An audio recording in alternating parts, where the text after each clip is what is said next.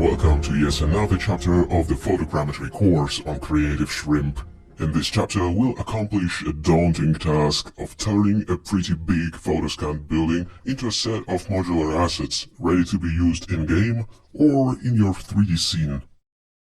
We will learn how to organize large projects, pre-process the sources and batch resize them, extract the modular pieces out of the raw high-poly scan, how to rebuild, fix the holes and restore the missing parts in Blender via sculpting and standard modeling, how to bake normals, albedo and displacement textures, and how to delight the albedo textures for that matter, making the assets fully ready for 3D environment work. Every part of the raw scan will be meticulously broken into modules, like low-poly bricks with displacement, detachable and movable window frames, doors that can actually swing, the roof details from which any number of similar roofs can be assembled, and so on and so forth, all for usability, modularity, and realism. I hope you will enjoy the process. My name is Gleb Alexandrov. Feel free to reach out if you have any questions. Have fun.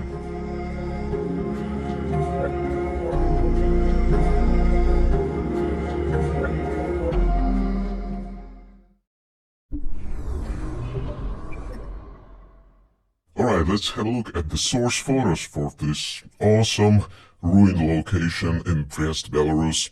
What I would like us to do before sorting out the photos is to take a look at the metadata. It's the metadata of the raw photos, and we can see a bunch of useful tips in there. For example, that the ISO was set to 100. That means that the photographs will likely be free of noise. The focus distance of more than 5 meters. Together with the f-stop value, which is rather high, the f is 8 in this case. All this information tells us that the depth of field will be pretty wide, everything in focus in other words. As for the focal length, we decided to zoom in all the way to 50 millimeters to the grains of dirt on these bricks. And because we used a relatively good lens, Sigma 17 to 55 mm zoom, the overall sharpness and the spatial resolution of the photos is pretty good actually. Actually, after browsing these sources on my computer a few years ago after we snapped them, I thought, why didn't we go a little bit wider? Because no chance we will be able to use this resolution in its full glory anyway. Alright, what is also important to note is that this photoscan was taken not on a single day, but rather on a consecutive set of cloudy days. But because there were no direct sun involved, and thus no hard shadows, all the photos can be used in the same pack without any problem. So that's it for the quick glance over the metadata. Just as a quick reminder, we have taken an extensive look over all these parameters and more in the first chapter of this course on photogrammetry. So if you feel there is a certain block missing, you can always return to the first chapter and rewatch some of it. Before actually processing the photos, it's important to sort them out into folders to make our life easier. You can use whatever naming convention you prefer. I used the location ID, then the group number and the description. For example, A1_01_facade for the building facade, so on and so forth. So first things first, we had a specific plan and specific order of taking photos during the photo scanning session. I'm using a quick and dirty 3D geometry preview here in Blender to show how we split the building mentally while shooting it. For example, we spent a few days taking the photos of this facade part. So we can sort it out into a couple of folders, which represent the photos with that part of the building, and the other one which is called the corner. And together, these 3 folders, or roughly speaking this section of the building, took 300 photos to complete. And when I'm saying complete, I mean shooting it from all possible angles to make sure there are no blank spots. Well, it turned out obviously that we totally missed the roof, but that's a different story. At least the main portion of the facade got covered. To check the actual coverage, you can quickly load up reality capture and align the photos in the draft mode. So this is the first folder consisting of 162 photos. This is the second one, which covers the lower portion of the mesh and the connection to the corner. The third one is the corner pack, which at the same time overlaps slightly with the first two. Some overlap between the parts is must-have when you shoot modules, otherwise you run into the risk of these parts not aligning properly in reality capture or other photogrammetry software later on. Alright, behind this shack there was a larger building that we have ignored almost completely as it was the background object for this one, and instead we spent one more day on location capturing this wall as a texture. So that's a rough breakdown of the scanning process and how we approached separate modules, so later on we can pack them into separate folders so we don't have to process everything in one go. It's very cool, for example, that we had planned to have this wall separated from the rest of the content, because it's more than 400 photos. It would make everything run much longer during processing stage in reality capture and so on and so forth. That's exactly the benefit or the upside of working with modules, and working with modules starting right on the shooting set. It just provides a better means of organizing the process later on. I said that the roof got zero attention from us because sadly Eugenie wasn't able to hold the tripod as high and as stable, but we have covered it partially. Not nearly enough for the production quality obviously, but just enough to serve as a reference, so we can replace it with something else later down the pipeline. As a quick flash forward, a few years later we found yet another broken roof nearby and we scanned it, and it fits beautifully in there in this location, and we will use this as a replacement instead. And the last part of the building that was scanned very poorly is the right side, so this is a replacement model for that part. It's around 400 photos, and fortunately it comes from the same ruined district of the city, so I hope it will allow us to fill the missing part in very neatly. So that is how we sort our photos with whatever naming conventions you prefer, and this process starts right before you're about to scan the object. You mentally split it into chunks, and later on you pack the content into folders, and hopefully you end up with the well-organized content that will be a breeze to process. Before the final reconstruction in reality capture, it's worth doing a brief one or a draft one, but how to do it in a blazing fast manner, maybe even on set. The key for the quick preview is being able to A. control the resolution, and B. doing it, well, quickly. In other words, we need some kind of batch resizing application. I often use the batch convert operation of the XNView free application, free image viewer, to batch resize the images, all images at once. So first I'm gonna remove all images from the input tab, then navigate to the folder with all the photos that we have taken, and I'm gonna drag and drop these photos folder by the folder into the app. So far we have 162 photos. Let's do the second one. 242. Now goes the third one. And now we're ready to drag and drop the wall photos there too. And you can see that the number of photos grows up constantly, like it should. And you can debug it by checking the number against the number of the files in the folders. And once we load everything up, we can add the action in the Actions tab.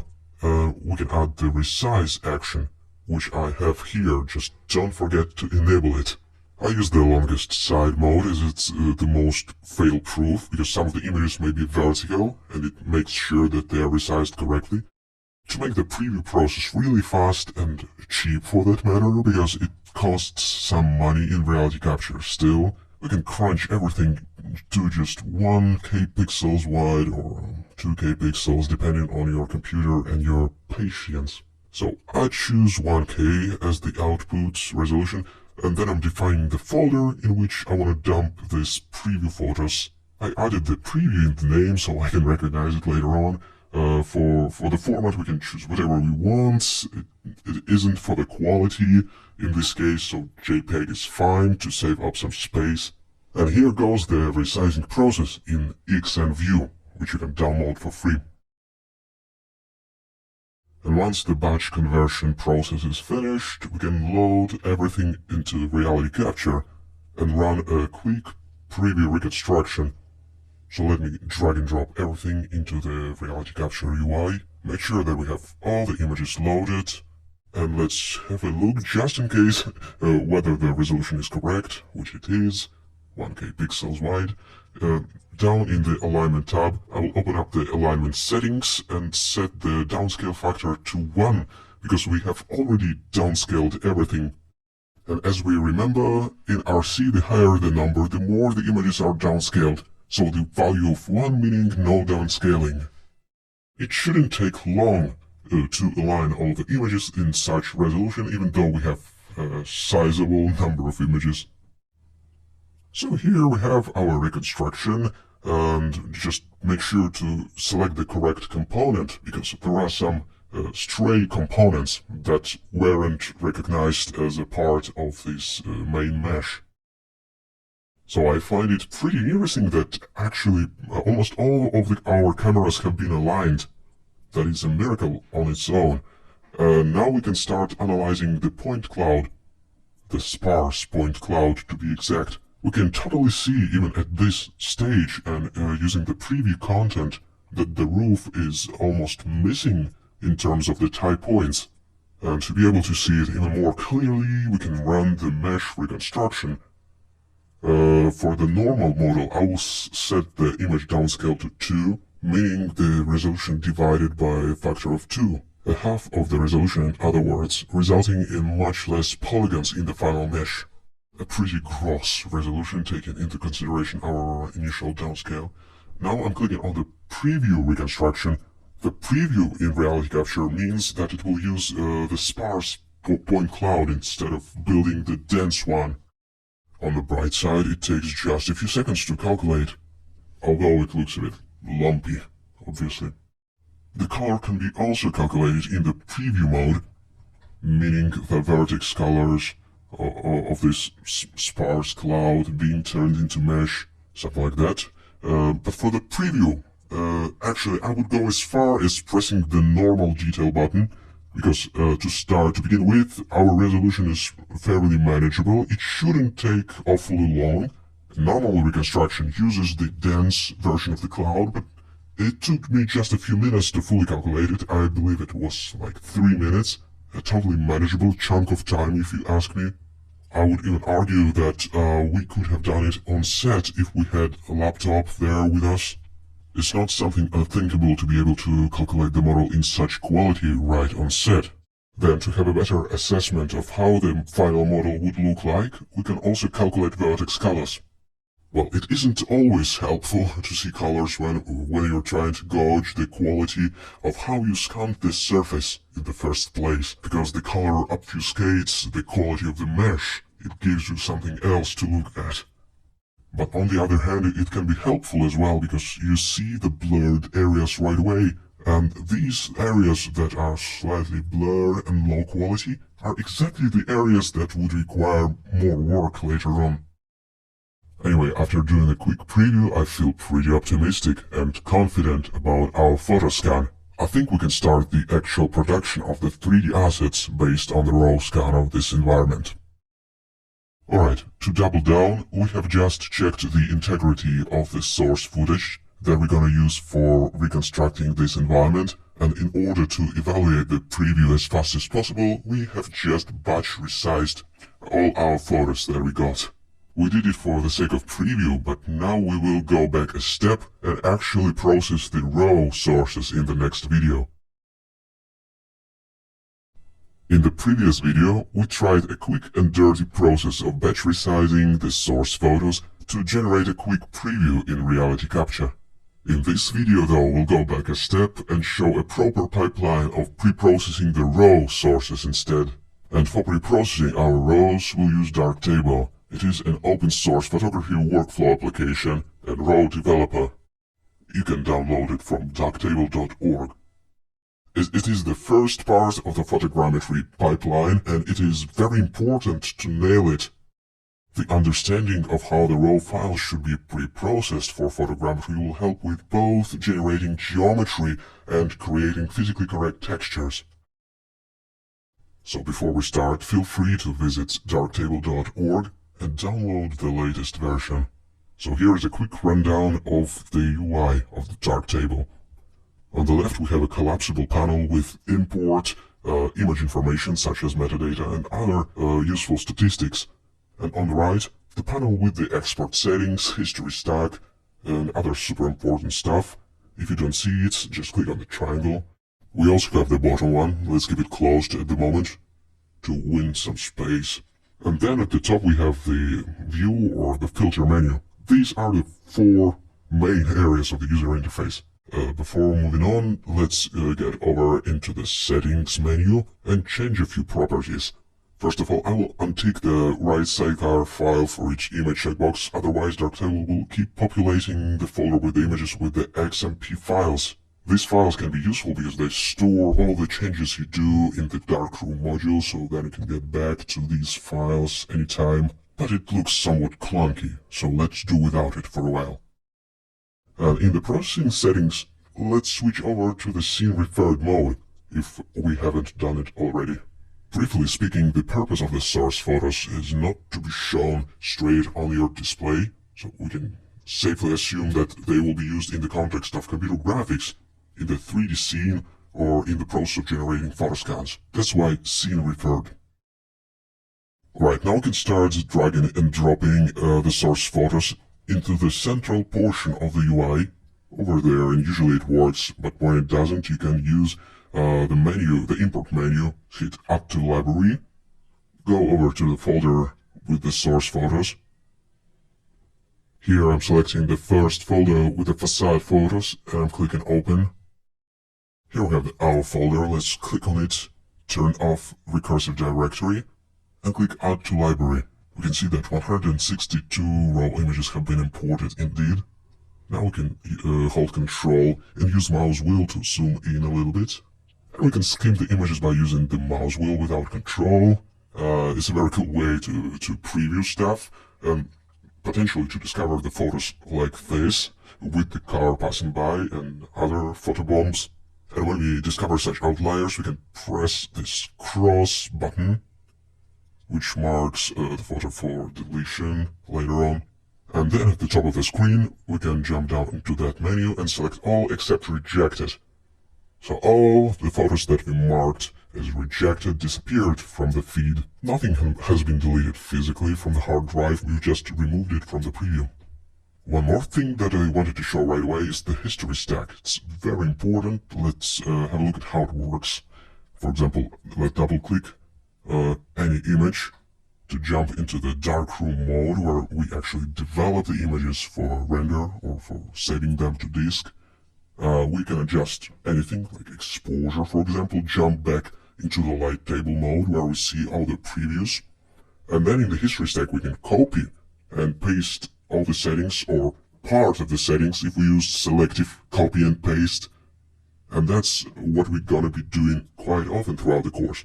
And we can discard history if we don't like how we processed the image, for example. Then the first thing I would do is adjust the darkroom modules to the scene referred workflow. Right now we're still in the light table mode. If we want to start developing our raw images, we can either double click on the preview image or press the darkroom button. And here in the darkroom we develop our images. First we can check the image information if everything looks correct. And it does, so I'll collapse this menu. Now I'm going to expand the right tab a little bit to give it more room. Now let's organize the darkroom modules in such a way so we have something that resembles the scene referred workflow we have been talking about. The presets are under this button. We can either show everything by selecting all, or constrain our workflow to the scene referred modules, which is the case. And then I'm going to browse really quickly through the tabs and make sure that everything is turned off, pretty much in these two tabs, and in this one as well.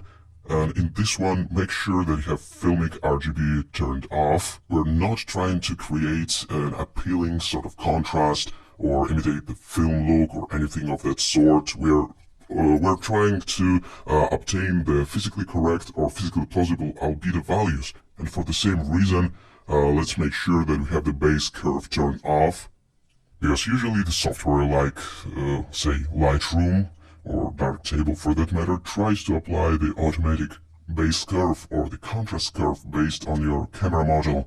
For example, the Sony Alpha base curve and so on and so forth.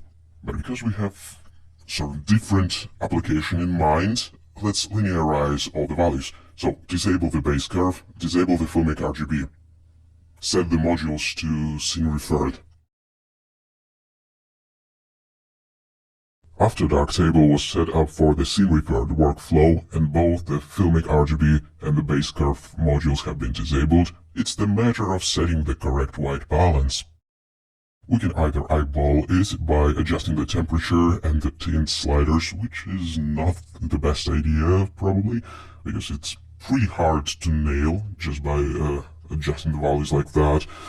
It's more efficient to either choose from a set of presets, for example the daylight or cloudy, and that provides a nice base for the calculation of white balance if you didn't have any sort of gray card or something like that. Or we can click on the eyedropper tool and sample the region of the image that we believe to be neutral gray, like this rock for example, and set it as the white point. Arguably, we can choose either between this patch of white or the patch of gray on the bricks, or alternatively, we can cheat a little bit because I remember that I had something that may serve as a nice indication of white. I remember that we had the number plate somewhere during our photo session, namely here. So we can click on the eyedropper and try to sample this region over there, or this one. So now the temperature is set to roughly 6K Kelvin. You can either remember this value or write it down, or go into the light table module, press selective copy, select the modules that you would like to copy. So I'm just gonna select the white balance and press OK. And then we can navigate to the recently used collection, which is called the facade. Navigate to this photo and selective paste the white balance on top of it. Now the temperature should be set to roughly 6K Kelvin, and the tint should be adjusted accordingly. And so you may tell that everything started to look a little bit yellowish, right? Actually, it looks like it should because the influence of the bluish sky was removed, and so the world naturally became brown like it should. Everything is brown when you take out the influence of the sky. So that's the white balance, probably one of the most important single settings that you can adjust. So it's the white balance, it's important to nail it. It's advisable to have something to serve as a reference for the white balance, for example, the color checker or the gray card. But it's not the end of the world if you don't have it, but you have something that is relatively close to the neutral gray chromaticity in your scene. You can use that instead to sample the white point. We are talking about that and more in the photogrammetry best practices part of the course, which is the first part. If you need a refresher, feel free to watch that anytime. After the white balance have been nailed, we are left with the second most important setting, which is exposure. It can be adjusted from the menu that is called just like that, and it can either be manual or automatic, depending on how drastic were the changes in exposure in between the images. Hopefully you used the manual exposure mode on your camera, so we can adjust it once, and it would be the manual mode then, but let's see how the automatic mode works. Basically, I'm adjusting the target level here and watching the clipping, so I'm adjusting exposure until these near white values start to clip.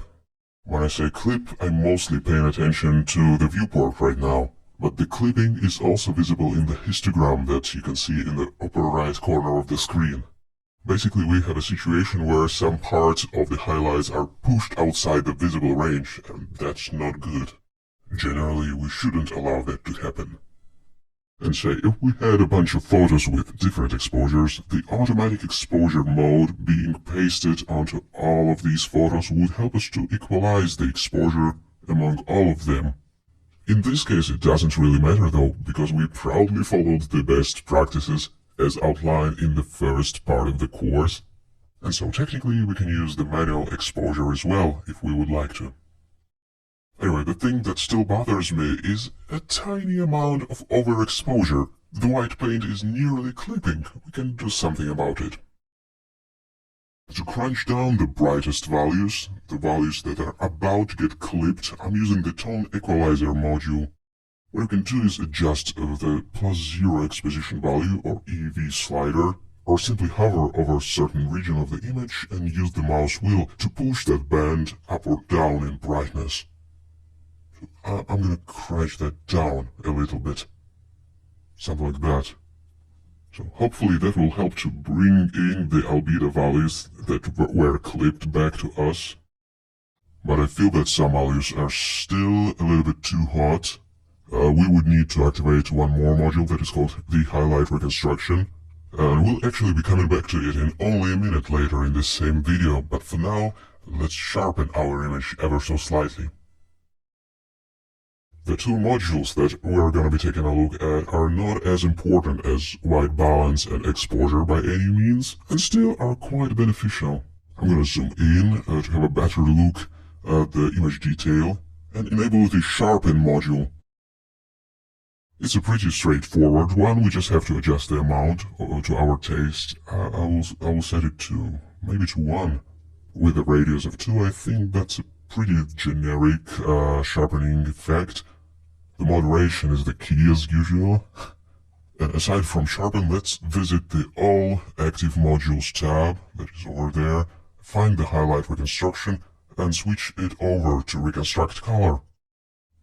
Initially it's set to clip highlights, and naturally it does what it says it does. It clips the most bright regions of the image, the regions that fall outside the range of 0 and 1 in terms of brightness. By switching it over to reconstruct color, we help reveal some extra information in the highlights.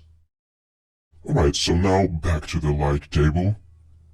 Back over to the history stack menu. I'm gonna press selected copy, make sure that everything including the white balance is selected. And then Ctrl A to select every photo. Press selective paste and paste everything. Sometimes the white balance checkbox gets unticked automatically, so we have to double check it just to make sure that everything comes across. And after that, it's just a matter of finding the export tab, which is in the right panel, then set the output destination and stuff like that. For example, I'm creating the export underscore sRGB folder inside the folder with the raw files to make sure I don't forget what is what. I'm selecting one of the uncompressed formats, like TIFF for example, an 8-bit TIFF to be exact. If it's gonna be the 8-bit format, it should be set to sRGB in terms of color profile. And actually, it's pretty important to not mess the input-output formats, because it's very easy to do something wrong there. For example, if you work linearly, you may want to export to the 32-bit format like EXR, but then you need to use linear rec 709 color profile as your output profile. Now we are using sRGB because we are using the 8-bit TIFFs. I hope that makes sense.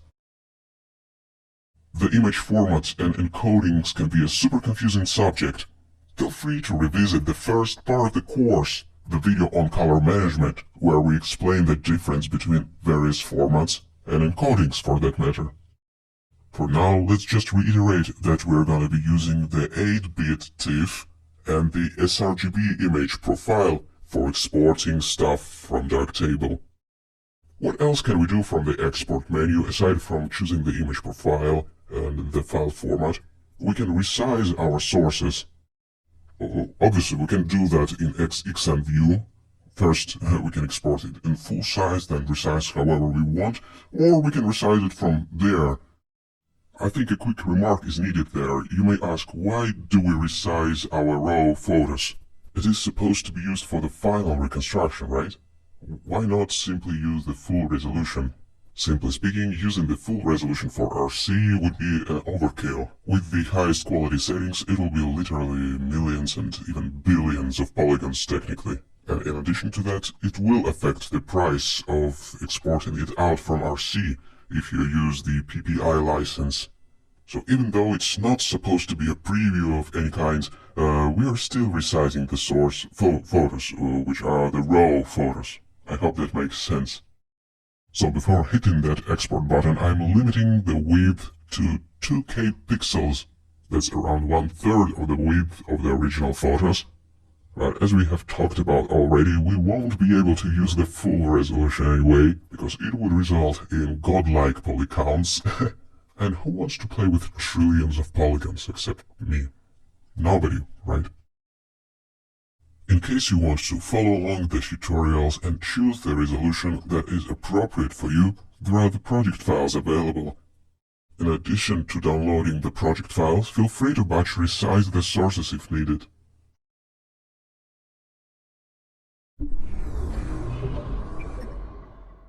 After our raw photos have been processed and turned into sRGB 8-bit TIFFs, it's time for us to jump in reality capture.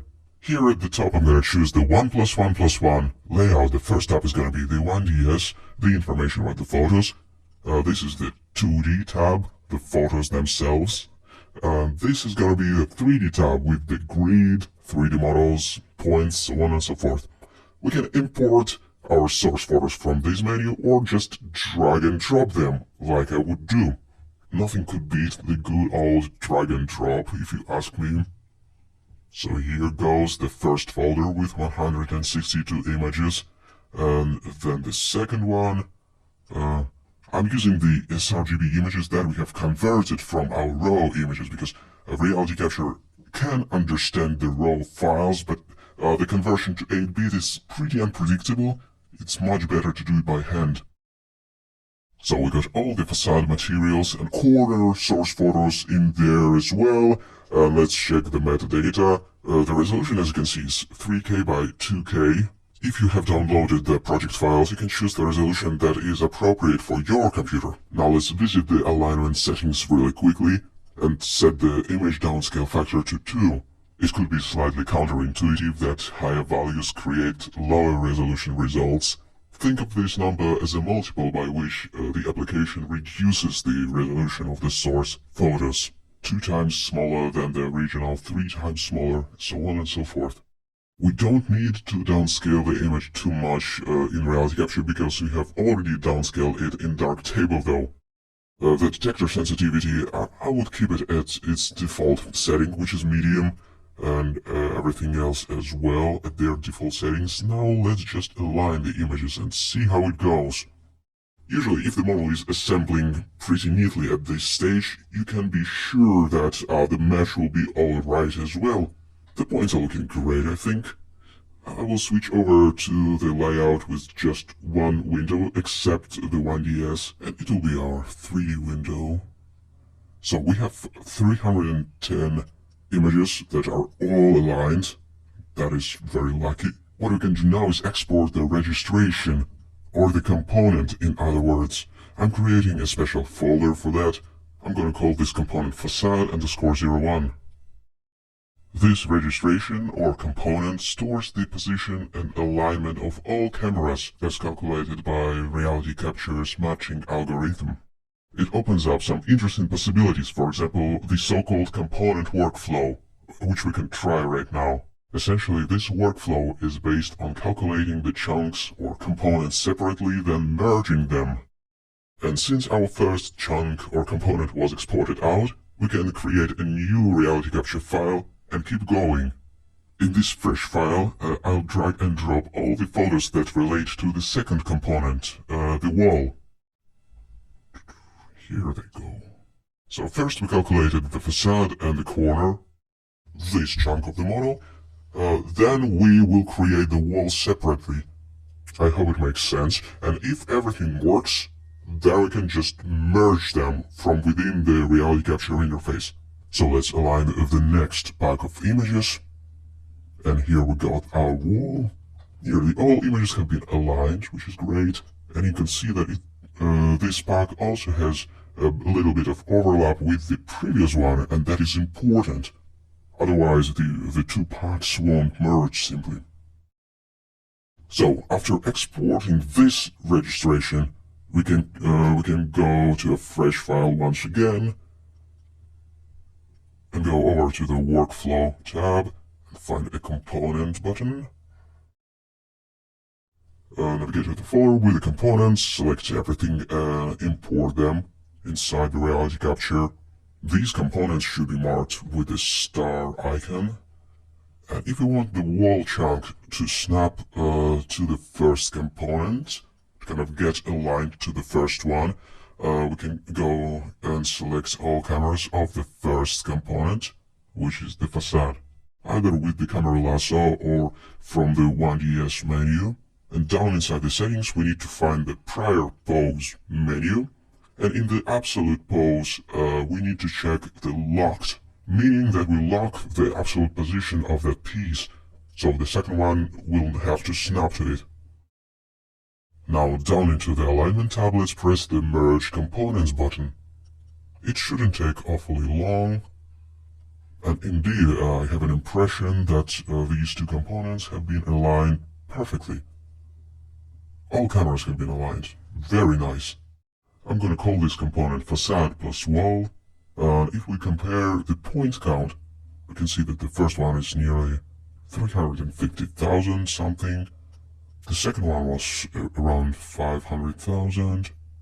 The third one, naturally, is around 700,000, a sum of the previous two components. So that's how the components can be calculated separately in reality capture, then merged down further down the road. Sometimes it's way more efficient and even faster than calculating everything in one go. It is especially worth doing it like that if you have the footage filmed on different devices, for example on DSLR, on drone, and I don't know, GoPro. Then it makes sense to use the component-based workflow. Or if you have different chunks of building, different modules that you want to be working on separately. Especially when at first you try to throw everything at reality capture, all inputs at once, and you see that the resulting model looks like it's made by Doctor Strange or something like that, then it's totally worth experimenting with the component-based workflow and calculate it chunk by chunk. Now, while we are still in the point cloud zone, it would be appropriate to tweak a few things related to, well, points. For example, the scaling of the points and the ground plane. But first let's start with importing just the facade component inside a fresh reality capture file. We will be working with this chunk throughout the tutorial, and then we will probably import the wall as a separate one. So I created an extra window for the photos. Now let's head over to the Tools menu and select Define Distance. We need to find a straight line, preferably the one that we know the rough measurements of. For example, of this line that connects two sides of the door. I know that it's approximately 1 meter wide. We can disable the camera's visibility so they don't block the view. So here we have our line consisting of 2 points, and we can see our 2 points in there, each corresponding to a bunch of photos. What we need to do is click on every photo, but first let's uncheck the Define Distance command, otherwise it won't work. So on each photo we have to place the marker, and I'm placing it at the corner of the door because that's the easiest part to eyeball. And then I'm pressing the down arrow while still holding the mouse button.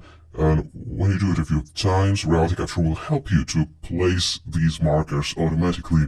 That's pretty close to how the 3D tracker works in Blender and in other software, so you should be familiar with it, I think. And I'm gonna do the same for the second point. First click on it, place it in some high contrast area that you can easily find, then press down arrow a few times consecutively until reality capture helps you to place all the markers. So now we just have to go down to the distance menu. In the Define Distance field, type in whatever we have there, 1 meter for example, and we see an error. That's not a showstopper, we just need to update the configuration of the alignment. So back to the alignment tab, hit update. Boom, now it should read correctly as 1 meter. So that's approximately how we define the scaling of the 3D scene from within reality capture. One more thing that is worth defining at that stage is the ground plane, the general orientation of our 3D scene in other words. First, we no longer need to see the photos, so I'm just leaving the 3D viewport in there. It would be cool if we could orient our model to grid. In the Tools menu we have the ground plane command. Let's press it and then we will see the gizmo that we can use to reorient the model. I find it slightly easier to do that in the orthographic projections. So in the view menu I'm switching over to the top one and rotating it into place like this. Then the next orthographic projection, which is left. Because this shack has become pretty crooked over the years, it's not an easy task to orient it properly to the grid. Anyways, and that is pretty much it for the alignment part. Let's go back to the perspective mode to see what we have done. It looks to me that we have aligned it pretty well, we couldn't ask for more. It sits pretty squarely on the grid, I think that will do. After the orientation and the scaling of the type points have been nailed, we can move on to actually reconstructing the mesh. That is the meat and potatoes, or the heavy vegetables of our tutorial. First, let's set the reconstruction region. The reconstruction region defines the portion of the mesh that will be actually rendered. So we can either decide that we would like to render everything and then decide what to do with it. Or on the contrary, we can limit it to a certain portion of the mesh, and then, for example, we can even export our render region like this. For example, we may want to leave only that part, and then export the render region, and conversely, we can import it from that tab. But I will keep it simple. It's a bit too sophisticated for our purpose. Let's just make sure it encompasses everything. Then in the mesh settings, there is a super important tab, which is image depth map calculation. This parameter is responsible for both the calculation time, the space used, and the quality of the mesh. So by setting it to 2, we make sure that all the source photos that we provide to reality capture get downscaled by the factor of 2. So what is it? 3K pixels divided by 2, 1.5K. It can be considered a pretty low-res reconstruction, and still, if we check the statistics for the model, and we can do it by expanding this tab, we can see that it's already a 27 million polygons mesh. Maybe it's not the craziest model on Earth, but it's already pretty heavy. Let's try to colorize it. In the colorization settings, I will set the downscale images to 1 to use the original resolution for colorization, meaning vertex colors, in this case without any texturing. But given that the density of the model is pretty high, 27 million polygons, the resulting colorization will also be a high fidelity one. Now it's a good time to do a quick checkup and see what areas of the mesh will require our mesh doctoring attention later on, and what parts need to be reconstructed from scratch. I'm talking about this roof mainly because initially the low number of photos doesn't allow us to create it in the same level of fidelity like the rest of the mesh. And then the right wall is problematic, so on and so forth. So I'm gonna call this model high poly, building underscore high poly, and then go back into the settings and crank up the resolution all the way to 1. Meaning that now the reconstruction will use all available pixels in our source photos that have been downscaled, but still it will be the resource intensive step. And when you see this warning, it means that there is a significant number of polygons waiting for you to be discovered. If it can't be previewed in both the solid and sweet shading modes, it means that it doesn't fit the GPU memory. At the same time, it signalizes that the resulting model is huge. It's over 100 million polygons right now. We can safely assume it's an ultra-high poly variation of the building, so let's call it just like that. On the bright side, the 100 million polygons mesh is already a great canvas for vertex colorization. It's sufficiently dense to create an illusion of the texture, and I believe it will give us enough fidelity and material even for the final bakes. So let's colorize it. And here we go. Here is the highest resolution variation of the building available to us without going insane. We will use this for the rest of the tutorial, but you are free to choose the slightly more manageable version, which is high poly, as opposed to the ultra high poly. These models and other project files should be available for download for the course owners, so check the resources. There are different resolutions available, so feel free to choose according to your computer specs. What else do we have to do before we can call it a day and transport everything into Blender? We need some kind of a proxy mesh, the mesh that we will be working on inside Blender. Let's go into the Tools menu, select the Simplify tool. That's the same as the decimation modifier in Blender, and the target triangle count can be set to anything in between, I would say 1 and 2 million polygons. Triangles rather. The color reprojection set to enable, because it makes sense to reproject the color data as a texture, because the polygon density of 1 or 2 million polygons isn't nearly enough to represent all the textural details, so we need a separate texture in this case. Okay, I'm calling this model the building proxy. Now inside the workflow tab, let's find the export button. Here we see a bunch of export options.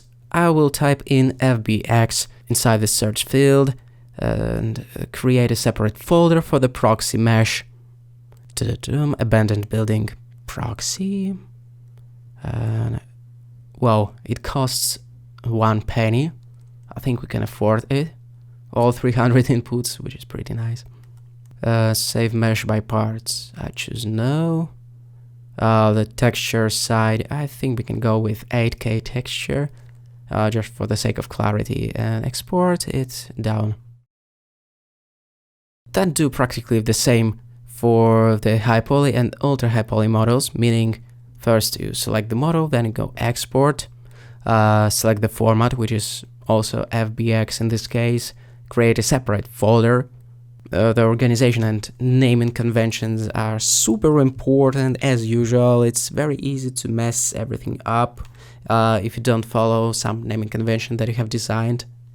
Especially if you follow a certain workflow, which has 1, 2, 3 ABC steps, then the naming convention and the folder structure should reflect the workflow. That's the best possible way of approaching it. So lastly, I'm exporting the ultra high poly mesh, and there's a trick to make sure that the computer doesn't choke when you try to import everything. We probably won't be importing it into Blender, but anyway, the save mesh by parts should be set to yes. Otherwise, all the gazillions of polygons will be dumped into just one object, which is not an easy thing to import. Alright folks, I think we have exported everything that is important to us. Let's just save the project and congratulate ourselves. We can now follow up in Blender. And now it's time to bring the model into Blender and extract some modular pieces and generally clean it up a little bit. So I'm gonna go File, Import FBX. That was the format that we have chosen for the export. I'm heading into the proxy folder and importing the mesh. Here it is. It shouldn't be beautiful or clean, it's a proxy mesh after all. We can check the number of polygons by visiting this menu. Hit statistics in there. The mesh is roughly 2 million triangles, like it should. Nothing to worry about. Let's disable the statistics for the time being.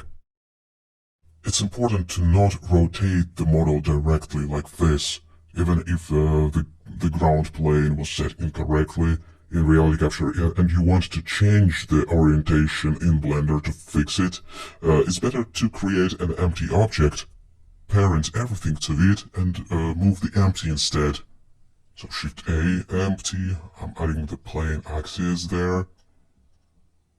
Then I'm selecting the house, shift click on the empty, right mouse button, parent, parent to object. So after doing it, we can grab the empty and rotate it instead. And so when we are done, we can reset the rotation of the empty by pressing Alt-R, and it will reset the orientation of the model. So we can export it back to reality capture and everything will line up just perfectly. That being said, when you export the model from reality capture, it adds some kind of a special file that serves the same purpose, to make things align on re-import. This file can get lost really easily, and it's better to control everything yourself, I think. I'm gonna measure the model just for fun to see if our scaling efforts paid off. So the door is roughly 1 meter wide, like it should. The height of the building is roughly 4 meters. Probably should be less, right? But at least we're in a similar ballpark. Alright, so we have imported the mesh. Let's preview the material. As you remember, this mesh has both vertex colors and the texture. The vertex colors can be previewed from this menu, the viewport settings. I'll also disable the specular lighting, because it throws me off. It looks weird if you ask me, with these viewport settings. As for the texture, right now we're in the Eevee rendering, and we can simply switch over to the material preview mode, or to the rendered mode for that matter. In any of these modes, the diffuse texture should show up. In the material preview, we can tinker around with the HDRI lighting, for example by rotating the panorama around. Anything you want if it makes the viewport somehow more informative or aesthetically pleasing for you, if it makes you happier as a person. Now let's have a look at the shaders really quickly. The diffuse texture should be hooked up automatically on import, and we have some kind of a normal map node. We can delete it, because there is no normal map in this case. If the texture looks a little bit washed out, that's due to the specular component being set to 1. We can drive it back to 0, and if you want to make it look like in reality capture, plug the color into the emission slot instead, and set the base color to black. But I'm fine, I think, with the color being plugged into the base color socket. This way, at least, the model will still be able to interact with the light sources. It can be a benefit. So that is our basic setup for previewing the proxy photoscan model. Nothing too complicated, really. What to do with our proxy building, though? Let's see. An important part of creating usable assets from a photoscan data is actually cleaning up the geometry, in our case in Blender.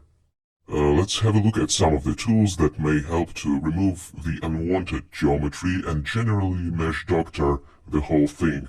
I will switch over to the solid shading mode because it's the fastest one at our disposal. Let's say we would like to detach this pipe from the rest of the mesh. What we can do, instead of selecting it in the edit mode, which can be a little bit sluggish, especially when it comes to really high poly geometry, is to use sculpting. So in the sculpt mode, I pressed T to invoke the left panel with the sculpting brushes, and let's search for the box mask. We can select different types of masking from there, for example the lasso mask, and alternatively we have the mask brush. We can press right click and add these tools to our favorites menu, which can be brought up by pressing the Q shortcut by default. So I'm selecting very carefully this part of the pipe.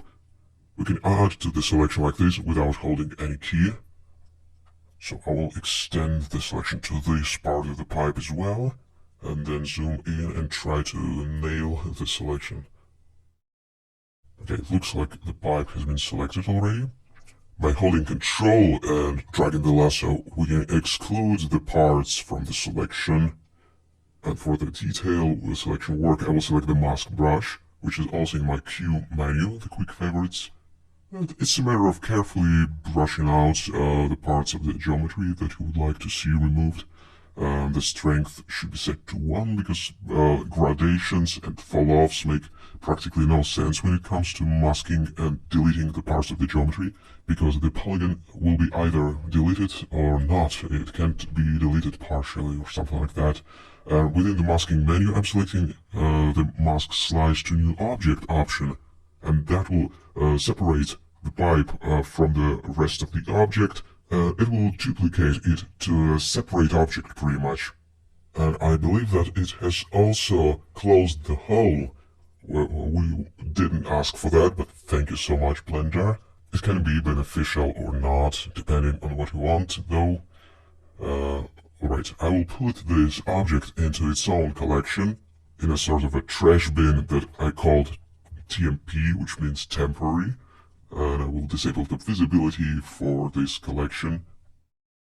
Now we can go ahead and do the same thing for the bush. First enter the sculpting mode, then T to open the left tool shelf with the brushes. Select the lasso mask brush. Slowly and carefully select the redundant geometry marked for deletion like this. Feel free to navigate around this thing to find a useful perspective from which it is easier to select this thing. And I think we missed this little bit. Let's add it.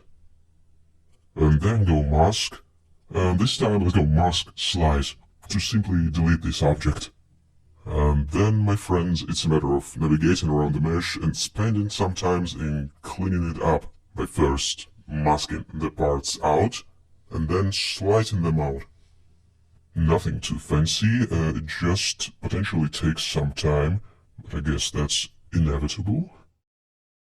Fortunately, the sculpting tools of Blender work sufficiently fast to allow this workflow to happen, because selecting such stuff in the edit mode, as we have already said, is pretty sluggish, pretty slow overall. And as you remember, this mesh is even not so high poly, that this is a proxy mesh. Alright, let's see one more method of removing redundant geometry that doesn't require selecting stuff by hand. First, I created a cube, basically a cubic cutout boolean object, and enabled the toggle X-ray button to see through it. I'm trying to encapsulate the geometry that I want to be deleted inside this cube. And for that reason, I'm selecting this face and extending it to make sure that the ground also intersects with the cube.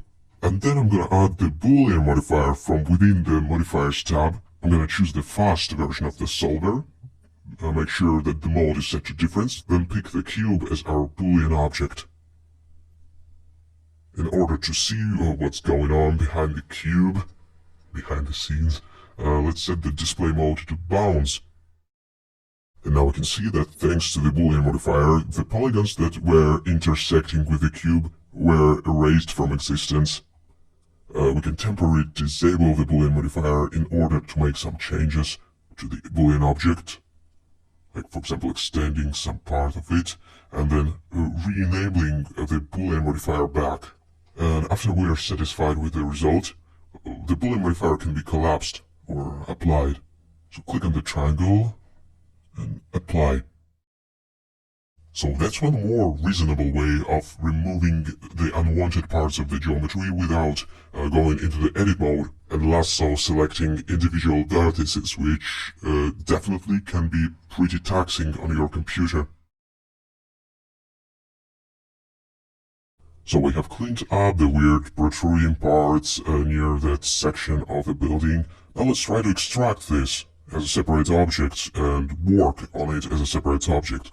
I switched over to the material preview mode just to check out how it looks with the more defined texture, and allow me to use the annotation to quickly show the portion of the mesh that I would like to see extracted and that I would want to work on until it's a separate modular asset that we can use in our, say, world building attempts.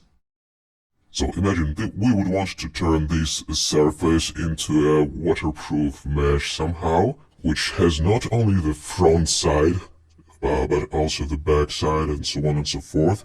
What we can do first is switch over to the solid shading mode to make the selection process faster, and once again enter the sculpting mode, select mask. I don't like the smooth fall-off here, so within the fall-off tab, let's select the constant one, which I think makes much more sense in this context. Let's go ahead and start masking out this part of the wall. I think I will enable the vertex color from within the viewport settings to serve as a reference for our masking work. It will be much easier to do it this way. And so I'm laying out the lazy brush strokes here and there. You can be pretty loose with defining the mesh borders. It's useful to preview the mesh without any colorization from time to time to see if we are still masking it out correctly. So yeah, the difficulty here can be in telling where one part of the object transitions into the other part. For example, where the wall meets the other surface which is behind it. But with some practice and with a sufficient number of polygons available, it's totally manageable. Then from within the masking menu, I'm selecting Mask Extract. I'm going to leave all the options at their default values except the Extract as Solid. I'm disabling it. I don't want the solidify modifier to be applied automatically. After pressing OK, we can see that we have a new mesh in our scene. We have just extracted it. Let's organize the scene collections a little bit. The original one, I called it Proxy, and then I'm pressing M with this object selected, and I'm moving it to the new collection called Retopo. Just bear with me, I will be naming things like this from time to time, mainly to show the milestones of the workflow. So from Proxy, we moved on to the Retopo. Next, we will try to regenerate the backside of this object and make it solid. So there are a few ways of making the object manifold. Let's have a look at the most obvious one in this case, where you have the front surface of the object and a little bit of the sides. But first, I'm gonna delete the stray vertices. It's usually a good idea to do that right away, as they can mangle some modifiers. So I have deleted those vertices. Now back into the object mode.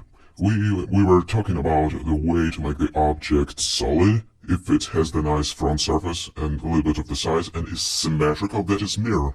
In order to mirror it along a certain point in space, I created an empty object. Then I'm selecting this one, heading over to the modifiers tab and selecting mirror. Okay, now we have a digital double of this object. We just have to snap it into place somehow.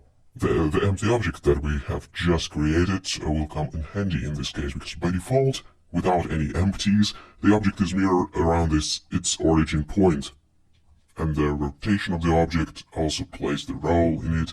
It's much easier to select the empty and use the transform of this empty to drive the mirror modifier instead.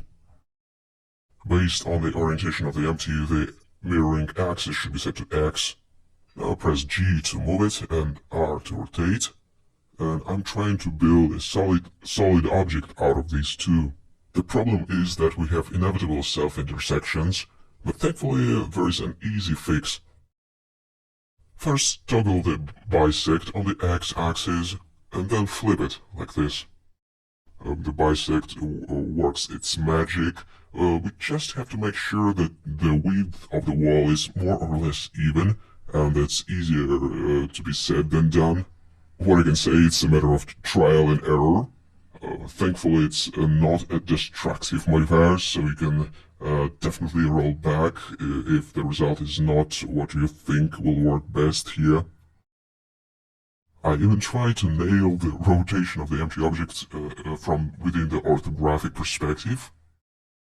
What I'm trying to achieve with all these manipulations is A, an even thickness of the wall, and B, the pattern of the bricks that doesn't look absurd.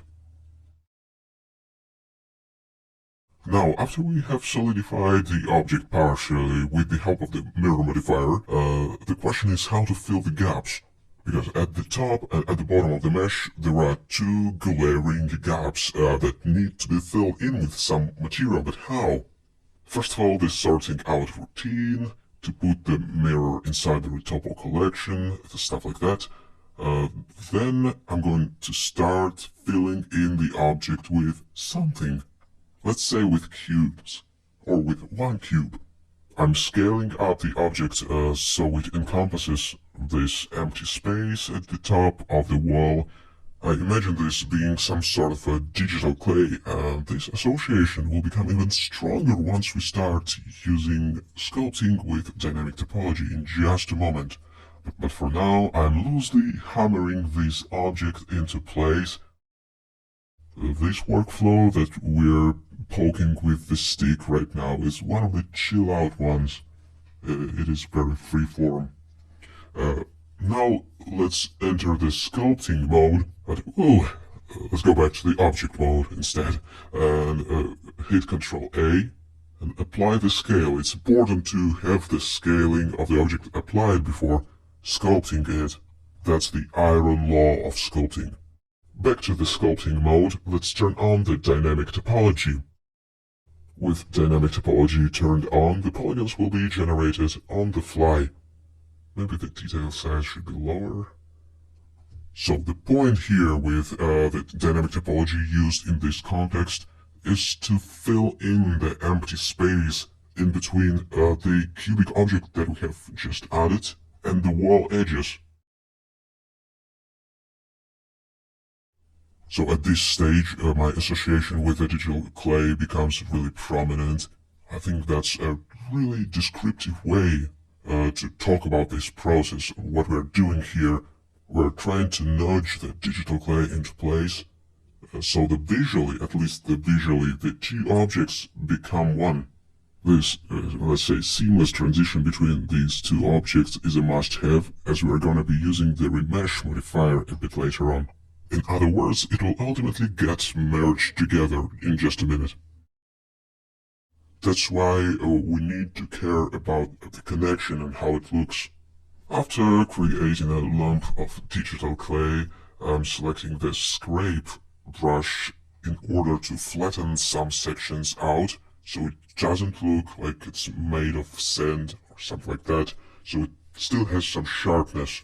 Of course, on the other hand, it depends on the material that we have in mind. Maybe the top of the object can be covered in some substance, like, I don't know, a moss or snow or whatever it can be. Then it could make sense to make it a little bit bulgy. But anyway, I'm gonna copy this object by pressing Shift D. Scale it down by pressing S. Then nudge it into place like this. Maybe push it up. Somehow it fits almost instantly, which is a good thing to save some time. Back into the sculpting mode. Let's enable the dynamic topology once again. You can find it actually in this menu as well. There are the sculpting options there. Let's carefully adjust this object until it forms a nice continuation of the wall. There is no need to be extra precise with it, but it's still, how should I put it, it's still nice to create an illusion that this is a singular mesh. It will come in handy during remeshing. By this stage of the workflow, we should be perfectly ready to press the remesh button in Blender, or rather use the remesh modifier.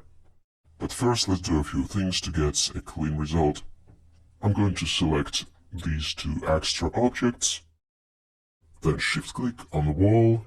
It is marked in bright orange, meaning that it is an active object, and we can copy the modifiers from the active object by pressing Ctrl-C and select Copy Modifiers, and then define the ones that you want to copy. There is only one, so it's pretty easy. We have copied the mirror modifier to everything now, and by doing that, we ensured that everything is perfectly symmetrical. It isn't strictly required to do that, but if you want to keep everything crystal clean, it makes sense. Now I'm gonna select everything, with having the wall as the last object that is selected. Right-click, join. From now on, this will be a singular object, and all its elements will share all the happy and sad moments and all the modifiers. To keep the trend of transparent workflow going, I'm going to duplicate this object by pressing Shift-D and then M to move it to new collection. I'm going to call this collection Remesh, and everything that relates to remeshing operations will happen to this iteration of the model. So, with this model selected, I'm going to go over to the Modifiers tab and add in the Remesh modifier. That's how we're going to remesh our thing, with using the voxel remesher to be exact. Alternatively, you can do it from the Object Properties tab, the Remesh panel. It has not only the voxel mode, but also the quad mode. The main reason for not using the quad mode is that it won't necessarily result in a watertight mesh, whereas voxel mesh will ensure it. Also, there's a lot of trial and error going back and forth with the results when working from the mesh data panel, whereas the modifier we can see the changes the settings have to the mesh in real time. So in conclusion, quad remesh will work on a non-manifold stuff, and voxel remesh keeps it watertight. Even a plane becomes a flattened cube. And anyway, I'd recommend using the modifier version of the remesh because it's great for real-time viewing. The tricky part is to choose the appropriate voxel size to find a happy medium, because if you set it too low, it will disintegrate. If you set it too high, it won't be able to capture the object shape sufficiently. In this case, I think something like 0.04 meters, or maybe slightly lower value, will be quite enough to capture the big and medium frequency traits of this shape. Right, we also have the adaptivity slider. It could have been useful if it was the last destination of our journey, the final iteration of this wall or something, and we didn't have to further push the polygons or anything. But as this is not the case, definitely, I'm gonna leave the adaptivity at its default value, which is 0. Then I will keep adjusting the voxel size until it looks to me like I have hit the happy medium. And by the way, if you want to check wireframes like I do, you can do it from the viewport settings menu, or you can assign a special shortcut for it. For example, a semicolon. But hey, we have just made a singular object, a singular unit. But singular or not, we need to find a way to transfer some details onto the mesh. And I mean not only by baking the textures, normal map displacement and so on, but simply transferring the big and medium frequency details as well. So first I applied all the modifiers so we have real access to the geometry. So we can use the shrink wrap modifier in order to transfer the details from the proxy version of the mesh, not even from the high poly. The proxy will do the trick. So let's select the remeshed object and add the shrink wrap modifier on top of it. The target should be the proxy mesh. Make sure to have this collection turned on in order to pick it. Then it can be toggled off, the visibility of it. Right away it looks a little bit problematic, and we will fix it in just a moment. We can choose the wrap method. It can be set to project, but then make sure that both negative and positive directions are ticked. The limit slider may come in handy in taming the overly long protruding polygons, but let's stick to the nearest surface point for the time being. To fix the off-shooting vertices, we can constrain the influence of the modifier to a certain vertex group with its vertex weight. I will create a fresh vertex group, Then head back into the Modifiers tab and assign this group into the Vertex Group field. Now we need to set the vertex weight somehow, for example by painting. Let's get into the weight paint mode. Set the weight at the top of the user interface to 1, meaning the highest influence. And now we can paint the areas that we would like to be affected by the modifier. So I'm doing it very loosely. We can see that offshooting vertices got back to us. But that's not a big deal, we're gonna fix it in just a moment.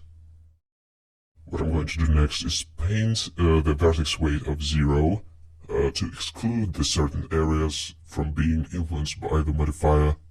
What needs to be excluded from being affected by the shrink wrap is the top and bottom surface, obviously, but the sides as well. We will reintroduce the mirror modifier a bit later on, and it will help to fix some issues related to how the bricks behave on the side, but it's useful to exclude these parts for now, I think. Alright, back into the object mode, into the modifiers tab. You can toggle the visibility of the shrink wrap modifier to see how it changed the look of the wall, and how it helped us to transfer the detail or not.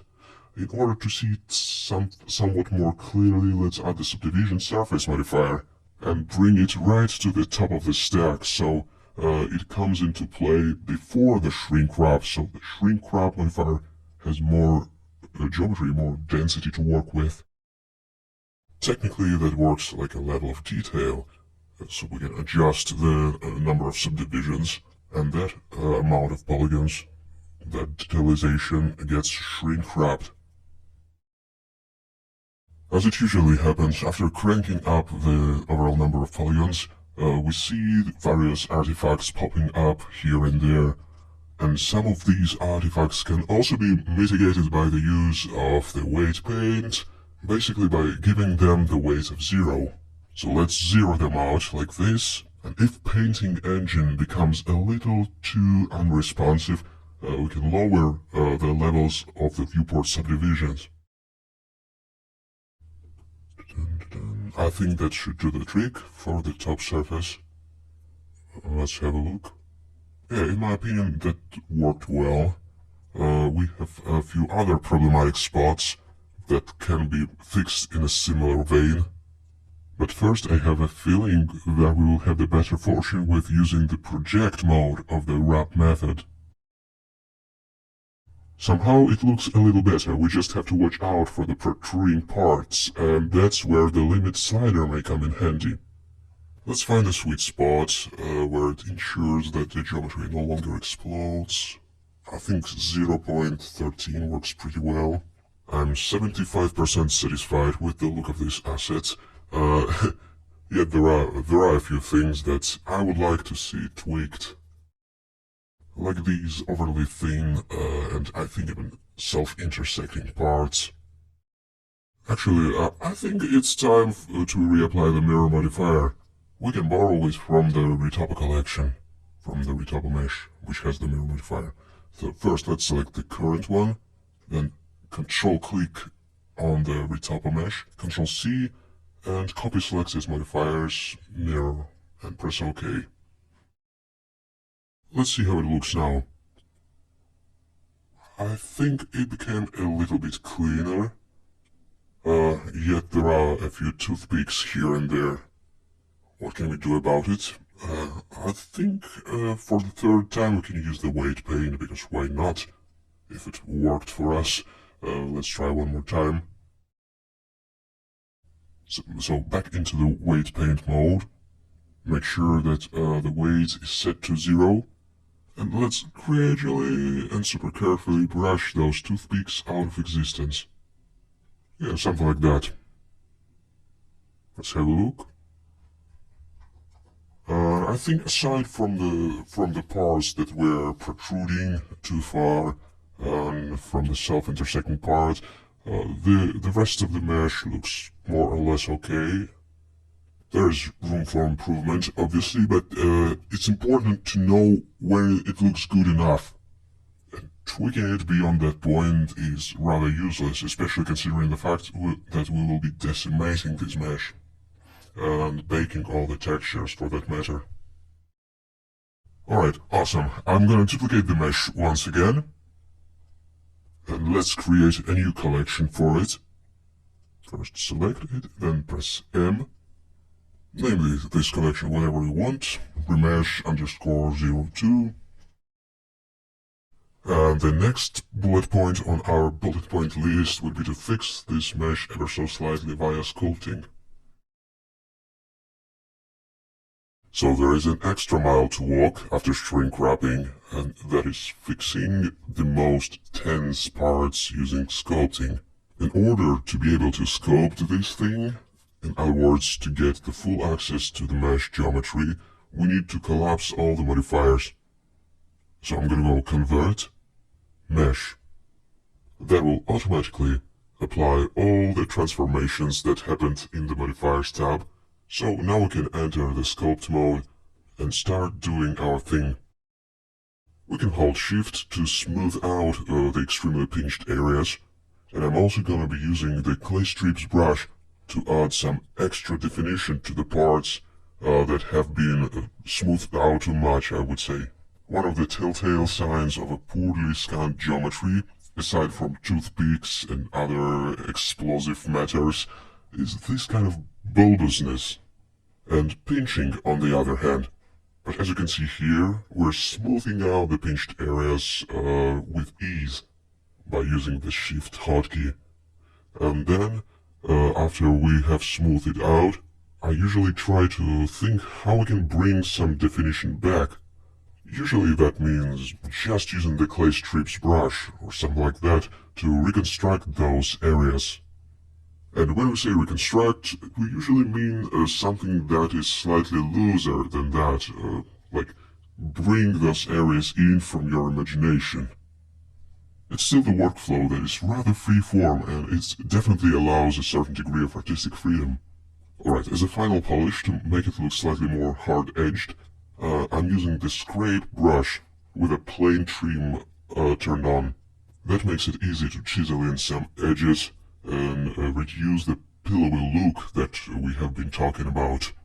It is especially important during the decimation phase, when all these hard edges will be picked up and emphasized. What I recommend you to do is try it out yourself. Take a few brushes like clay strips, smooth brush, and for example the scrape brush, and give this section of the wall some love, some sculpting treatment, and just see where it leads you.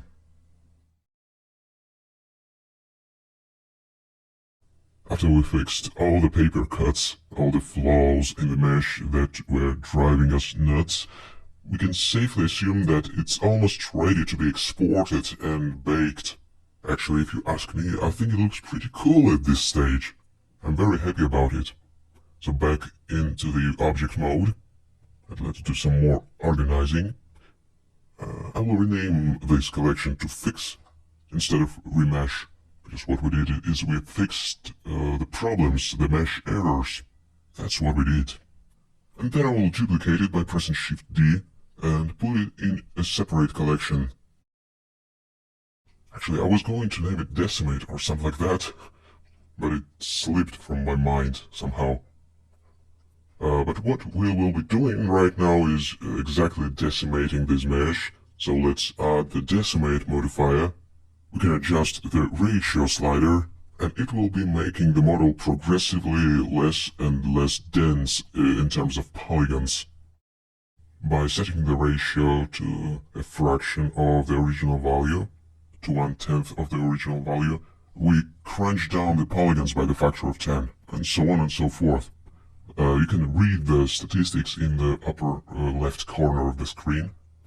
Right now it says 45,000 faces, and what is the reasonable value depends on the final application, where you're going to be using it, in the game engine or for 3D rendering in Blender. But anyways, I'm aiming to take the poly count down to something like 20,000. I think that's a pretty reasonable value for this type of a watertight hero asset. Now it is a matter of exporting it out to reality capture or other baking application. It's a good practice to smooth out the normals before exporting, so right-click, Shade Smooth, then go File, Export.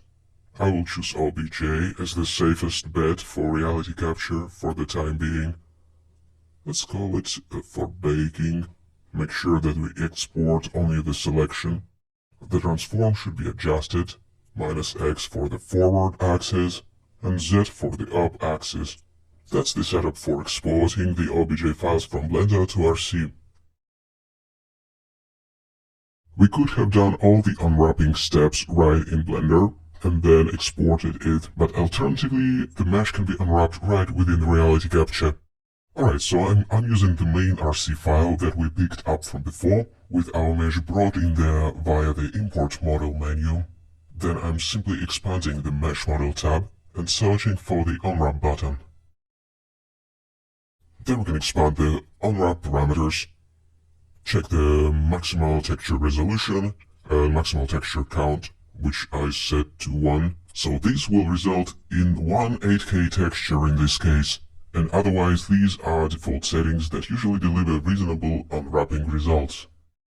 And it boils down to just clicking the unwrap button, more or less.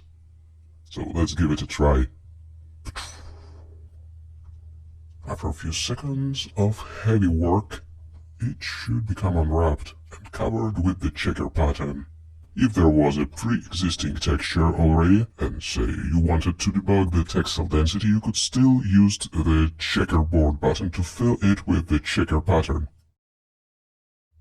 So that's how the unwrapping can be done in RC. After that, just find the texture reprojection tool, expand the texture reprojection menu. In the lower left corner of the user interface, make sure that everything is set to enabled and on, and click this enticing reproject button. We can give the freshly generated textures a quick checkup by expanding this tab. So here is the diffuse color texture, the displacement one, that RC shows in the funky colors like these. And lastly, we have a no less funky looking normal map here. It looks like this because it's displaced in an object space in reality capture, but don't worry, it still be exported out as a normal, no pun intended, tangent space normal map. Once we export all the textures, they will have a different kind of preview because reality capture messes with them. Actually, let's give it a try. Mesh model, export dense mesh model, create a separate folder for it, which will be logically called baked. See, we try to control everything with our strict naming convention. Export. Within the texturing settings, let's check the resolution and the formats. The displacement should be in EXR, in the scene referred format with absolute values. Everything else, like for example the color layer and the normal map layer, can be encoded using the 24-bit BGR. Essentially, the 24-bit encoding means 8-bit per channel, 8-bit for red, green, and blue channels. So for that reason, we can also refer to it as an 8-bit format. And that's how we actually call it throughout the course. So to double down, we use the 8-bit TIFFs for color and normal maps, and 32-bit EXRs for the displacement layer. So we've had baked a bunch of textures, including the diffuse texture. The problem with it right now is that it still contains all the shadows and the slightly occluded areas in terms of ambient occlusion. So what I'm doing here is loading up the model that we have just exported with all the textures into Agisoft Delighter. Then we can define the shadows and the highlights using the brush tool. Nothing too complex, just make sure you have an appropriate brush size. And define the areas that have been occluded from the light. There are no direct shadows here, just the shaded parts. Then switch to the lit color brush and define the parts that were exposed to the sun, or to the sky rather, because the lighting here is pretty ambient. Then press the Remove Cast Shadows button. It's a little bit easier to compare these two textures if you hide the brush by clicking on this icon. And actually, wow, I applaud the delighting algorithm of Agisov Delighter here. It's a mystery how it works for me, but it works wonderfully. Really good result. Now we can just export everything. We won't need the model. We just have to export it and the textures get dropped in the same folder. So yep, double checked that the textures have been exported indeed. Both the albedo and the diffuse. Mostly interested in albedo though.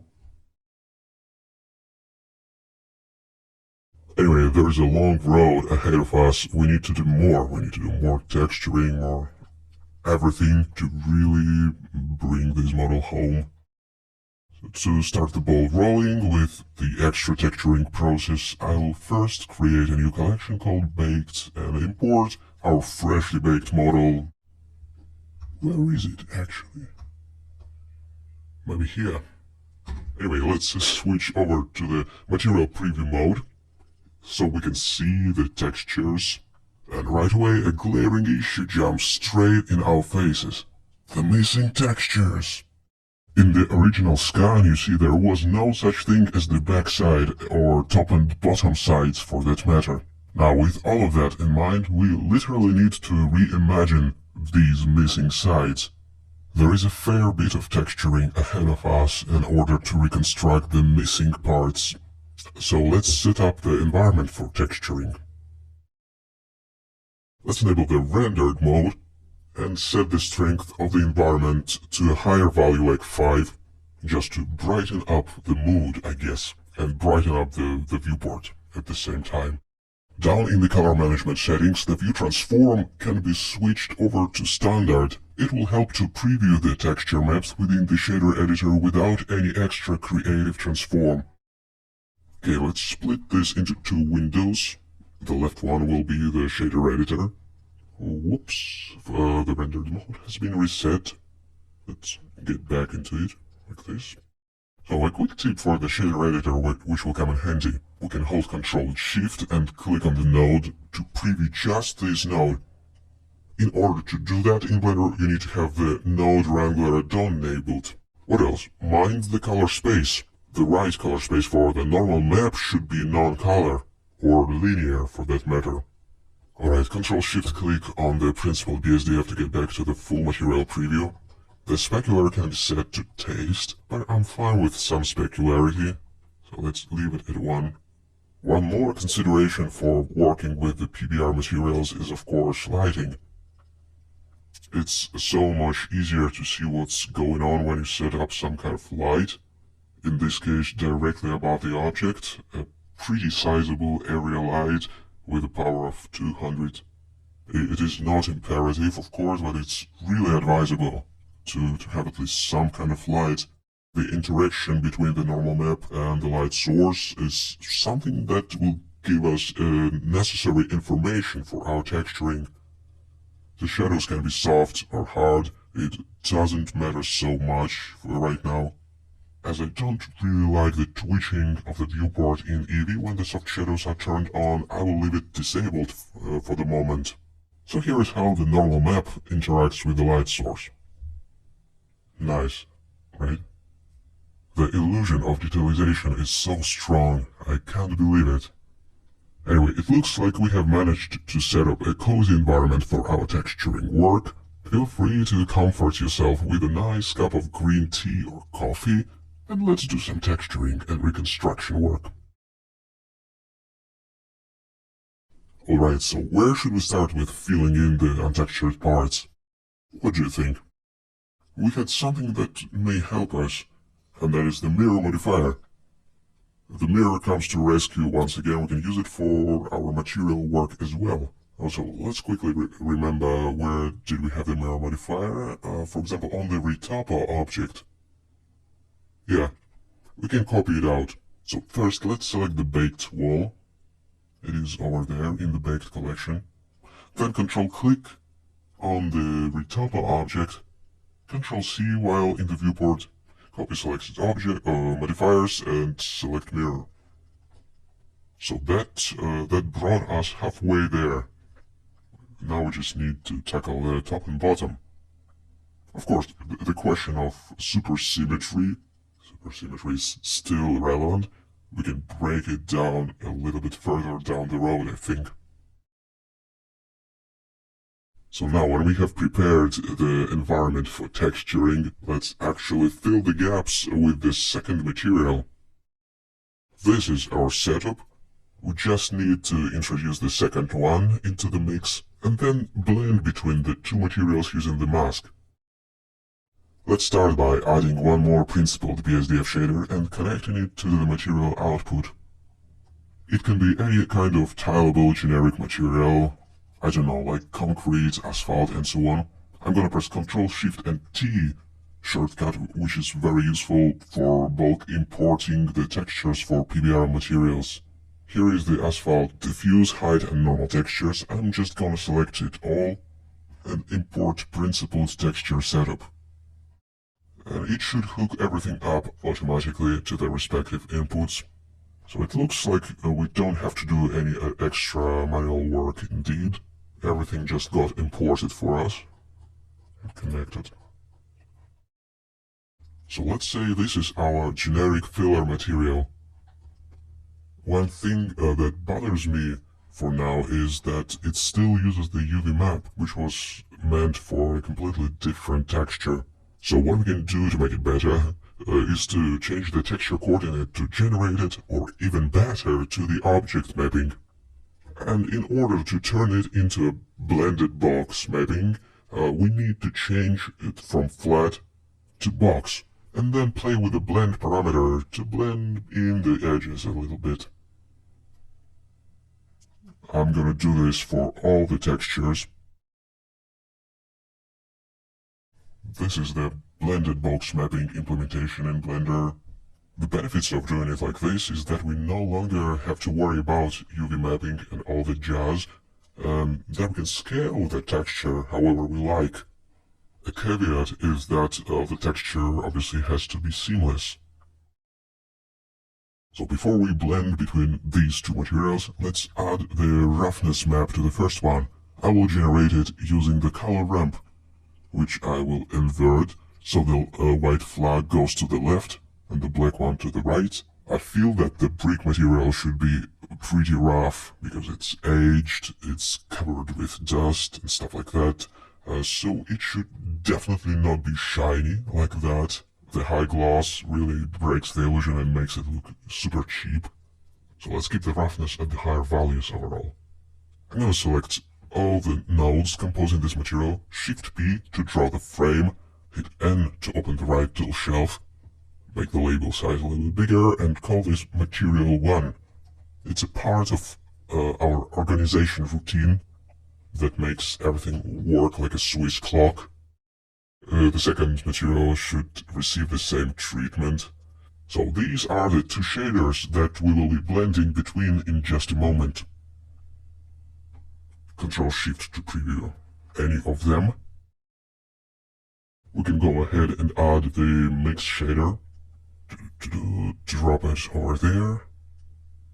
Plug in the second shader.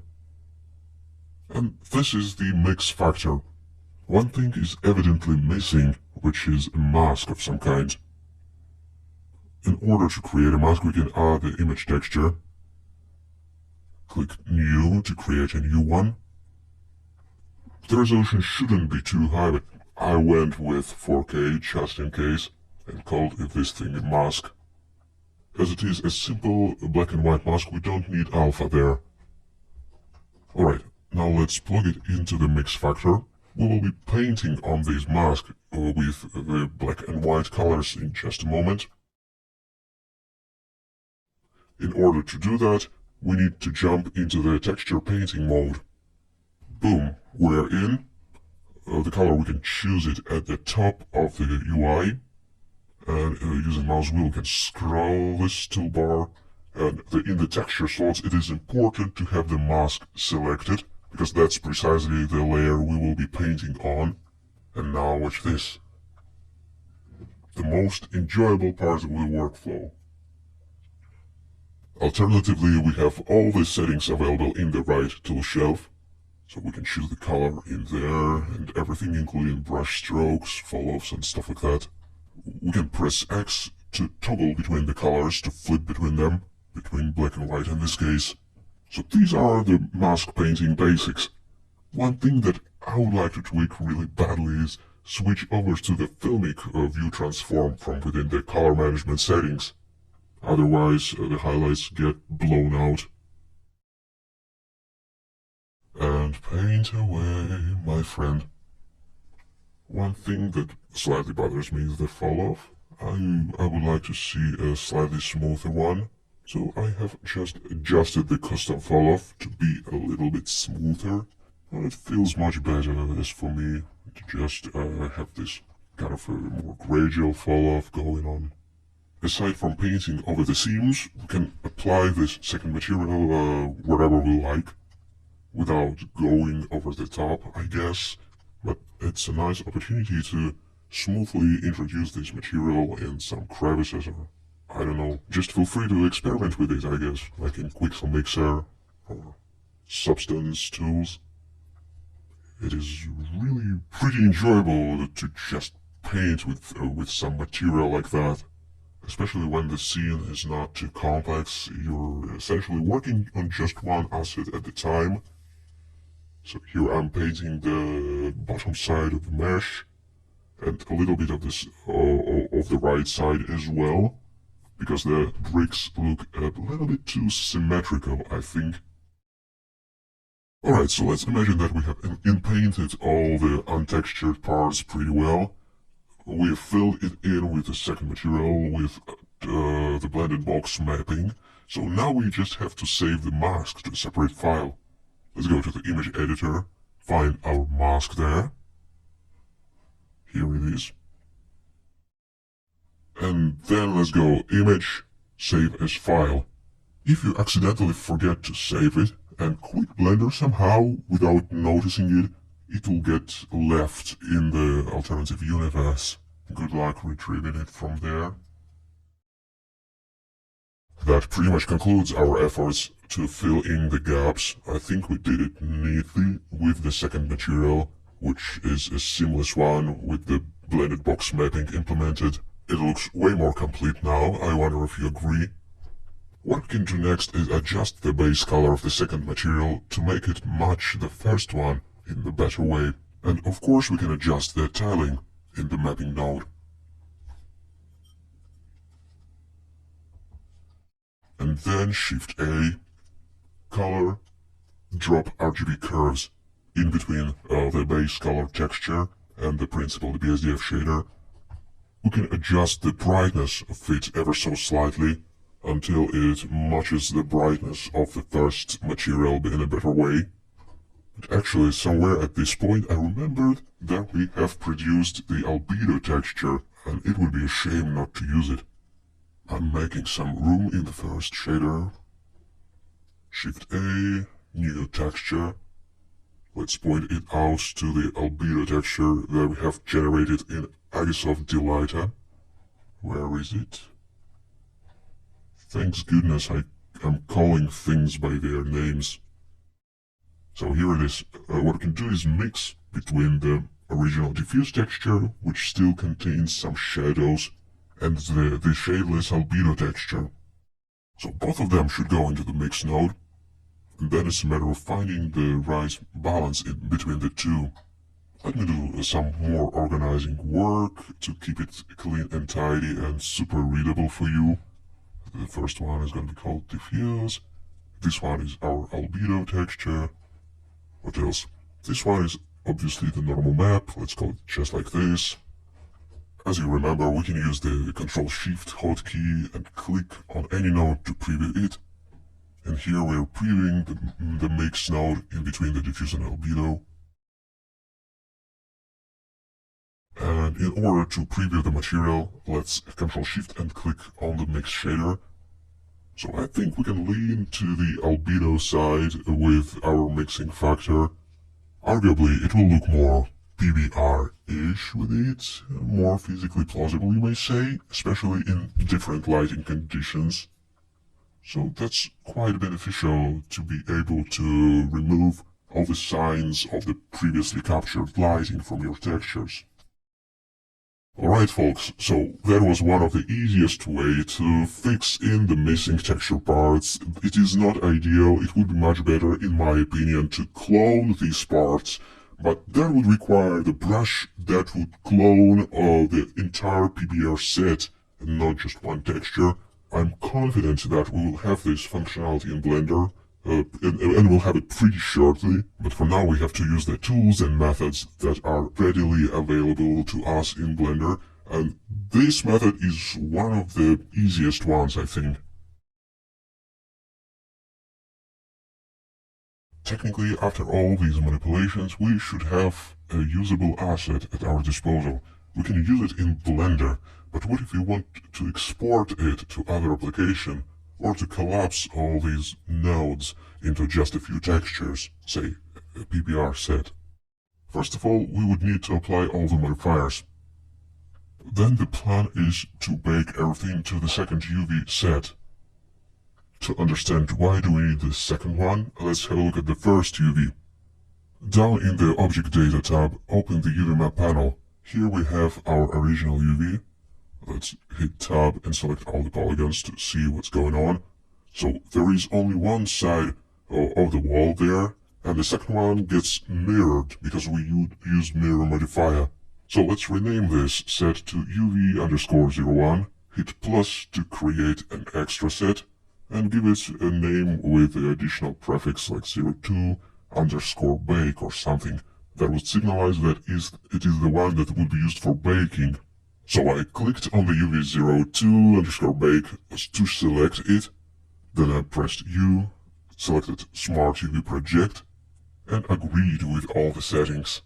It should result in something like that, with all polygons being unwrapped, unlike the first one.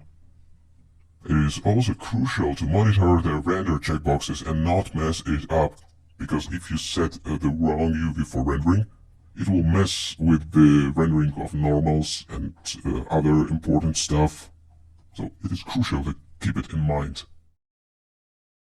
Before we start baking everything, we need to do some prepping work first. Where is our shader editor? When we need it?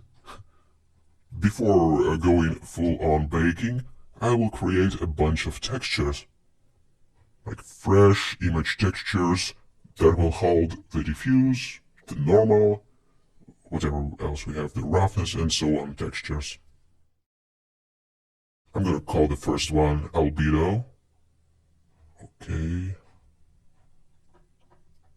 The second one will be for capturing the roughness.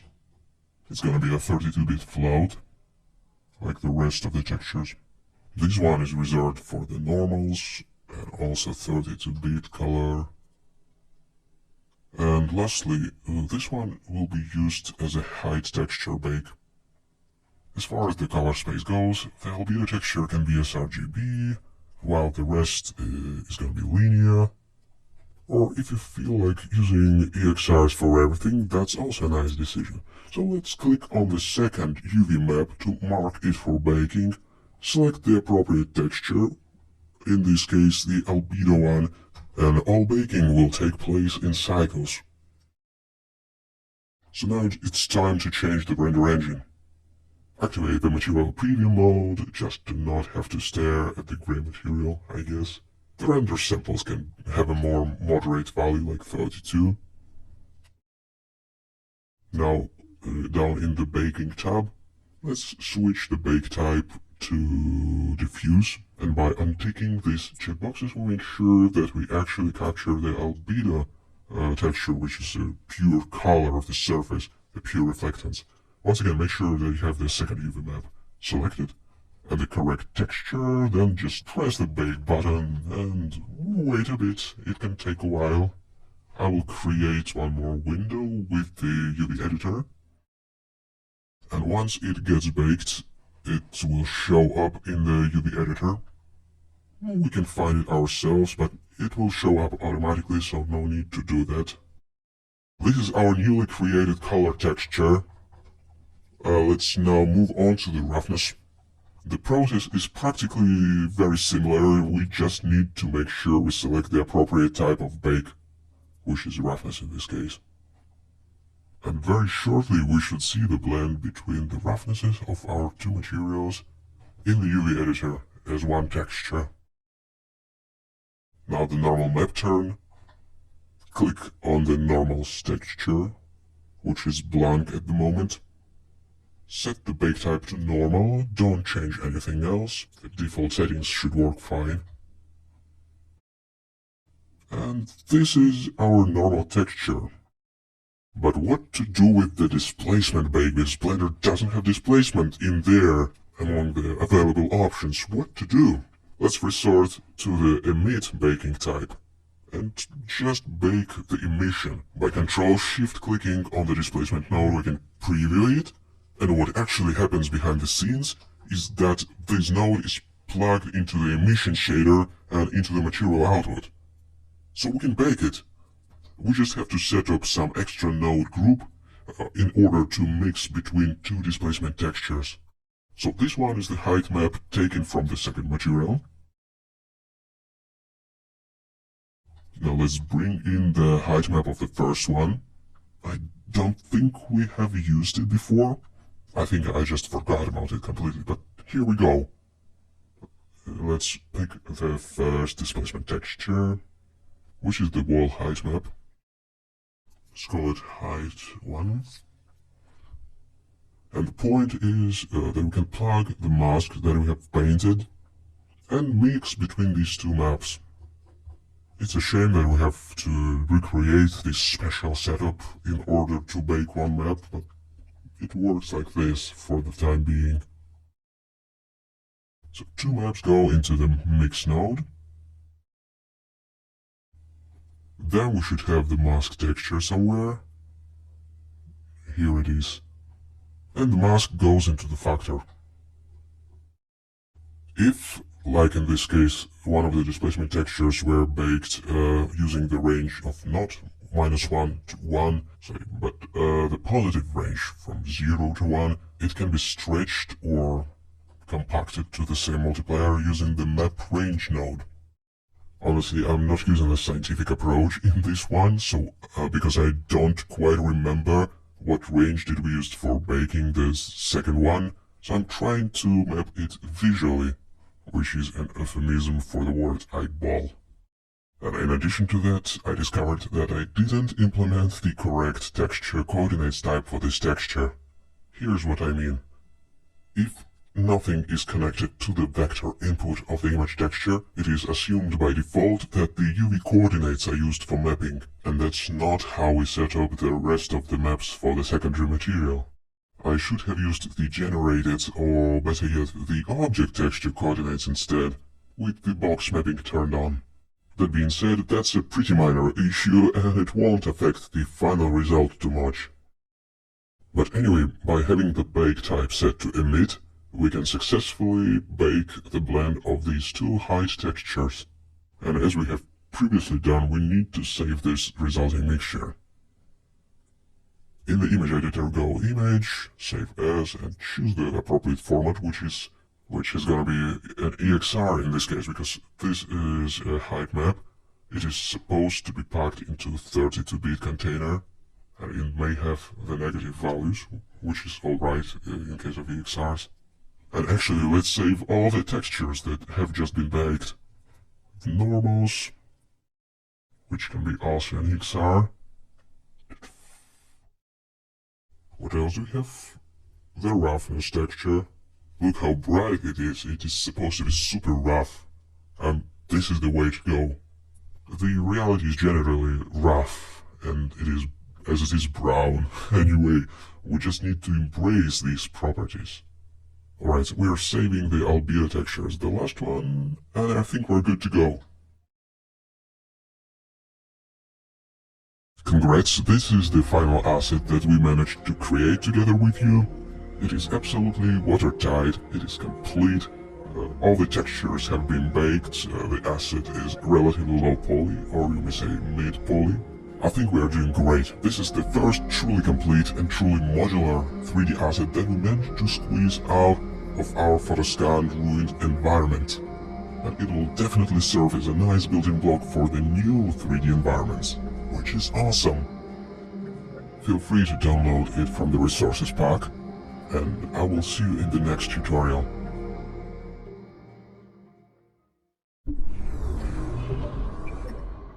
Alright, this wooden beam is yet another 3D asset that would be a shame to not extract out of this photoscanned environment. It will be a fairly low resolution model and will need some reconstruction in order to turn it into a solid mesh, but it is still worth it, I think. First of all, let's create a plane and enable snapping, with snapping set to face. That's a classical way of retopologizing pretty much anything. So I'm gonna pull these vertex over there with using the snapping, and then grab another one, G to move, make sure that the snapping is still turned on. So what I'm going to do is approximate the shape of the beam via extruding this object. But before doing it, I'm gonna add the displace modifier. The strength can be set to a pretty low number like 0.02 or something like that, or even 0.1. We just need to push the geometry out ever so slightly so it no longer intersects with the proxy mesh. And the second modifier that would come in handy is the shrink wrap. Let's pick the object, which is the proxy. Shrink wrap, to be honest, is a pretty optional step here. We can totally do without it. It just helps to align the vertices furthermore to the source object, so it is helpful, especially in conjunction with displacement. So now I'm pressing the E shortcut for extrusion, and then snapping the vertices to the underlying geometry by pressing the G hotkey for grab and move. If you need an extra edge loop, press Ctrl R. And it goes like this: you press E, then G to snap the vertices, rinse and repeat. To optimize the process a little bit, I'm trying to use a minimal viable number of polygons. We just need to approximate the shape of the mesh very roughly. So E for extrusion to create this bevel. And after each step, we can tweak the position of vertices because shrink wrap is not a silver bullet. We can disable snapping if needed. The shortcut for it is Shift Tab, just in case. I think it can use an extra edge loop, so Ctrl R, then left mouse button click to release it.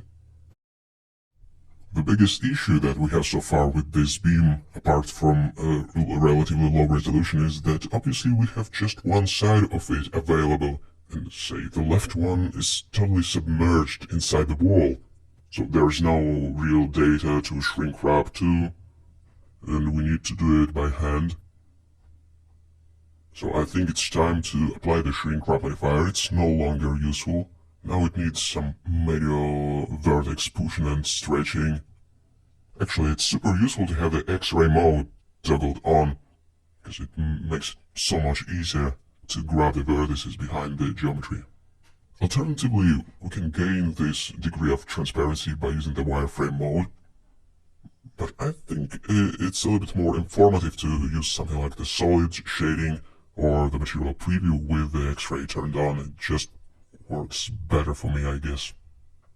So I think that's a good start for the basic shape of the board. In order to enclose the mesh or solidify it, we may need to use some kind of mirroring operation, but we don't have to worry about it right now, because first we would need to bake the textures. So here goes some organization. Let's call this asset somehow, press M, and put it into its own collection. We're almost ready to pass it over to the baking department. May I call it bakery? But they won't be able to do anything without the UV map, so let's create one. I'm selecting all polygons, then U, reset. And here is a little trick to unwrap the objects like this.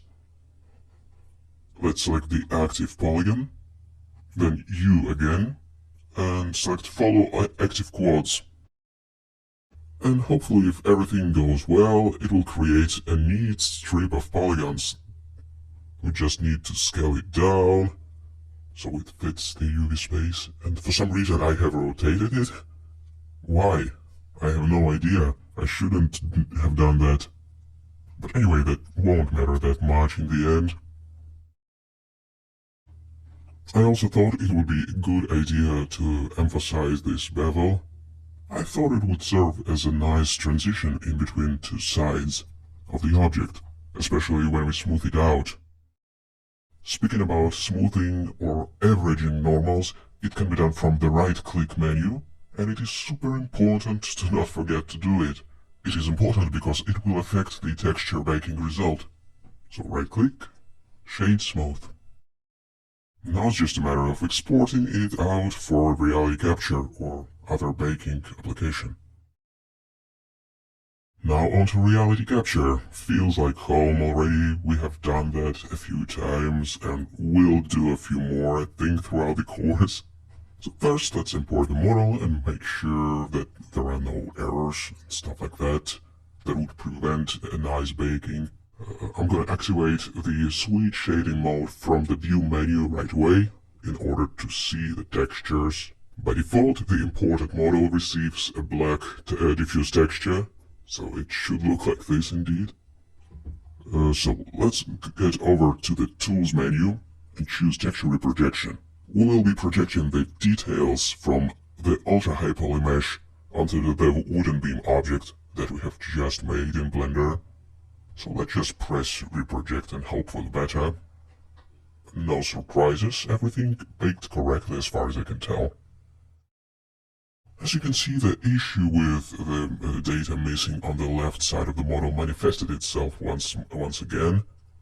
But anyway, we're gonna fix it in just a moment. So let's export the object with the textures as an AFBX model. Let's have a brief look at the texturing settings. The maximal side, I think it can be capped at 4K. No need to go higher with this type of asset. I don't even think there is enough fidelity in the original asset to support that resolution anyway. Now moving on to the image editing application that supports the multi-layer clone tool. Currently there are not too many such applications. Basically, you can choose GIMP, which is open source and free image editing application that supports this feature, or you can choose Affinity Photo. In this case, I'm gonna use Affinity, but it's completely interchangeable with GIMP. We have all three textures lined up as layers, and we can select all three, and then choose the clone brush, and start sampling the healthy parts of the texture and filling in the missing bits. It is a fairly routine process with some unexpected creativity lurking behind the surface, I would tell. It definitely can be enjoyed, in theory. Alright, I'm gonna pause for a moment and change the order of the maps in the Layers panel to better see the height map. And I'm still selecting all three of them in the Layers panel to make sure that the clone brush works across the entire selection of maps. Basically, the height map is great for debugging some of the texture-related issues. It has a super high contrast and contains the geometry information if you know where to look at, so it is useful to swap the albedo texture with the displacement from time to time because it gives a different perspective, let's say. The clone brush affects all the maps anyway, so why not? So after we fixed the textures, they can be exported out. I will do it off camera to not waste too much time, and here is a quick comparison of before and after we used the multi-layer clone brush on this particular set of textures. Previously we have been cleaning up the redundant parts in Blender, but we can do it in Reality Capture as well with the sources. And it definitely makes sense to work straight with the sources if you're gonna be using them for baking. So in the Tools menu I'm selecting the Lasso tool. It works just like you would expect from it. And what I'm gonna do here is lasso everything out that I want to see deleted. In this particular case, this yellow pipe and the part of the bush and the details near the door. But first let's concentrate on these two. We can alterate the selection for example, add to it by pressing the Control key and holding it, and subtract from it by pressing Shift. As usual, I'm navigating like crazy around the model to find the right perspective, which gives me the easiest time to select it. It may seem like a pretty daunting and meticulous procedure, but actually it's very manageable, nothing to worry about really. And once we have everything selected, we can press Filter Selection.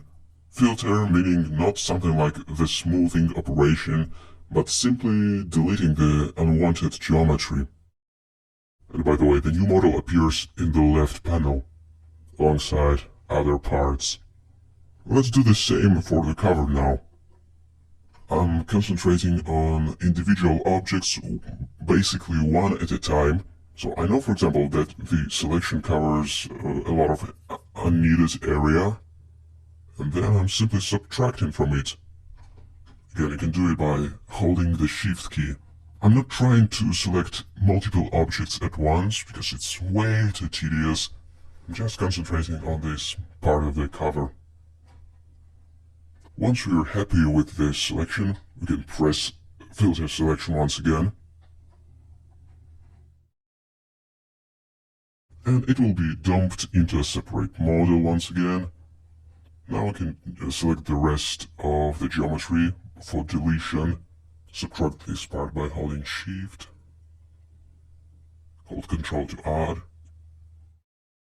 Because we're dealing with points here, sometimes it can be hard to tell what actually was selected. But let's rely on our luck here. I see some floating vertices in this area. Let's try to capture them. Like this, and filter it out. So now let's jump into the left panel with the meshes and delete everything except the last iteration of this filtered out model. So these three are wiped out of existence, and this one I'll call it Building Ultra High Poly Trimmed. Hopefully this preparation will aid the baking process.